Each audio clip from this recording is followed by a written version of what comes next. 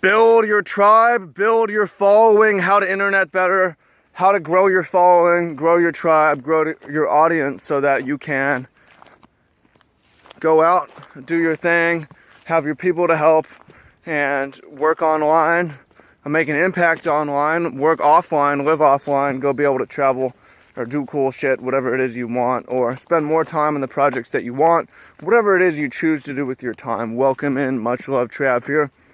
Now on the topic of building your following and building your tribe, talked a little bit about using groups to build your audience.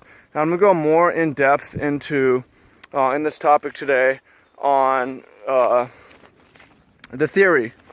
So basically, we tend to follow people who other people follow, and we also tend to form groups, and these things go very well together. As humans, we're tribal, we're social creatures, we're very ant-like. So what I mean by this is, first of all, we follow people who other people follow. This is called social proof. If no one is following someone, we're kind of skeptical of why we should, right? But when a crowd gathers, everyone's looking up at the sky, right? We just stop and start looking up. So it's good to have, you got a snowball effect with followers, it seems, you know. The first 100 is hard, and the first 1,000 is hard, but it starts to get easy as people come in and see, like, hey, there's thousands of other people in here, you know, something cool must be happening. I'm comfortable. That's the way that my brain works, for men and for women. Like, we want to be part of a strong tribe. So we come in and we see, okay, there's people. And then I mentioned tribes and groups, right? We also, we tend to work well. We like communities, we like groups. So when we're following someone, it's not just that I'm going to follow you specifically and see these other people. I'm going to form community with the people around. I'm going to see the same people in the YouTube comments. I might comment on there. I'm going to see the same people commenting on various things. And we also want to give people the ability to connect through groups, and Facebook groups is a good way to do this. Super underrated form of marketing. Don't really hear anyone talking about it, but it offers the most value, gives in-person connection, and lets people connect with a tribe and feel like they're part of a tribe, where you have people who end up following you because their friends recruited them, added them to the group, and they don't even necessarily like you to start, but they get a lot of value out of your group and your tribe, and then they respect that you're the person who brought it together and made it happen, and they come on to follow you. So these things go well together. It's like, you want your followers to meet each other so that they can be friends, right? You can do this online groups. You can do it also offline in events and meetups. Introduce your followers via seminars and stuff like that. And that's one of the next steps for me. Something I'm working on is bringing it more offline. You know, I do meet people at tournaments and stuff like that, but I want the next step to be some retreats and stuff like that. Anyways, another concept that I want to go into is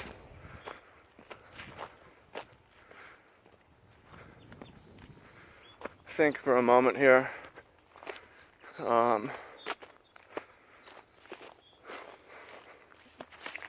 Tribal language. Okay, that's something I wanted to talk about.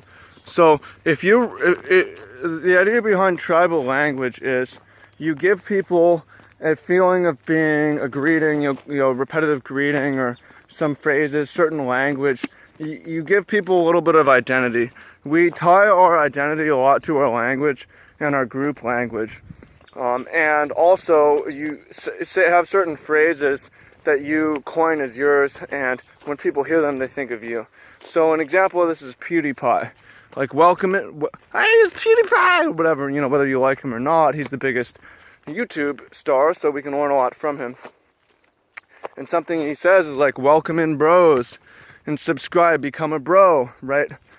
And that's really fucking plain, and anyone can do that, but, you know, becoming a bro, he starts to own this phrase. And also, it goes with the group thing, we're brothers here, right? We're all bros here. It was a tribal thing, strong tribe, forms a tribe of men, women come in, right? And you have 60 million fucking subscribers, or 70 million, or whatever, right? So that's one of the reasons why you really need to coin some language. Like, for me, welcome in, much love, Trav here. That's funny. It's become funny. I like to say it. welcome back, welcome in. You're here with me. Much love. Trav, introduce myself and show some love. And when people hear welcome in or much love, they'll think of me. And that's the power of tribal language as well. You have phrases like magic for good or magic for bad that you name your groups after, and people use that as part of the tribe and recruit, right?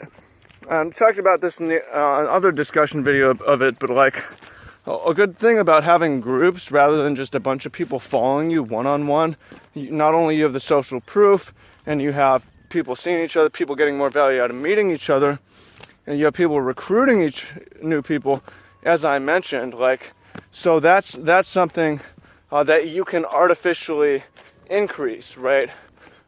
Certain dictator said the purpose of propaganda is to recruit more people to the organization.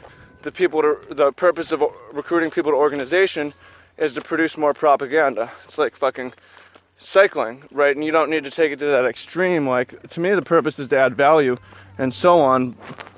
You got a sobbing child right over here. But for me, the purpose of organizations is to be helpful, but at the same time, acknowledge that, invite other people in, show this to your friends if they find it useful. Join the groups on Facebook. I don't have a group for this channel. How to Internet Better. Probably should. Maybe I will. How to Internet Better. Be a cool tribe. Yeah, how to Internet Better. Yeah, maybe by the time you see this, I have that group that exists. Maybe not. But for my other things that I'm doing, it's like, add people, add all your friends, and your friends add all their friends. And your job as a moderator is to invite more people, and it just grow the group. The more the group grows, etc., etc. A good example of this is Gallant Dill over at Entrepreneurial Lifestyle. Entrepreneurial Lifestyle group on Facebook I watched him start the group and then grow it to 60,000.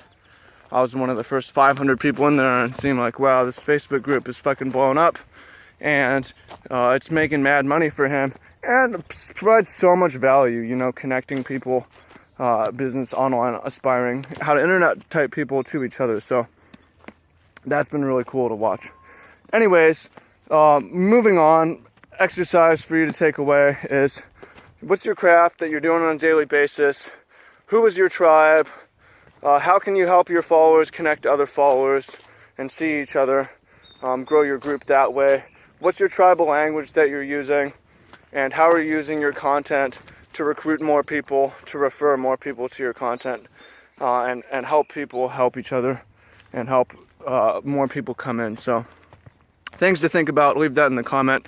If you have any questions you want to hear, I'll be back next week with a new video every Thursday doing this. So I hope you find it helpful. Let me know if you do, and I'll see you in the comments. Peace.